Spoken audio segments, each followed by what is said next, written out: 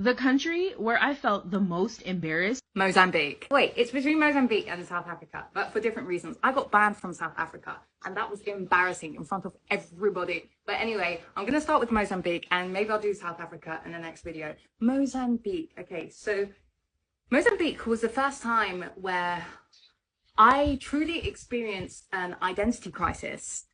So I am 1.5 generation British, right? I am Niger and Ghana by roots. So I was born in the UK. My mum was born in the UK, but my dad was born in Ghana. So I'm African, okay?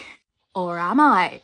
So I thought anyway. So I go to Mozambique and I'm super excited, right? Cross the border from South Africa, this beautiful, beautiful country. What a beautiful place Mozambique is, right? Especially the beaches, etc. So I go to Mozambique, get pally with the locals, and I proudly say, yeah, I'm African as well. You know, like when I meet people, yes, I'm British, but I'm also African. And I was so excited to express this to fellow African. I remember distinctly one of the girls was like, no, you're not. You are not African. She was like, no, you're not African. And she listed reasons why I wasn't African. I wasn't born there. I don't do this. I don't do that. I'm not African. Now, you know, I was fighting back. I was saying, well, I was raised by my grandmother, Nigerian grandmother, who only speaks Igbo to me. This is the woman that raised me. Huh? She's born in Nigeria.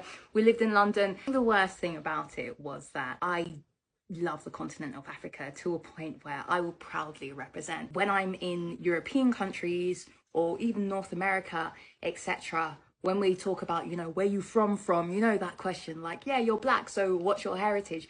And I say African, they accept it. They're like, yeah, I thought so, or whatever. But there in Africa, in Mozambique, in that particular situation, it wasn't accepted. So, you know, it kind of posed the question like, well, where am I from then?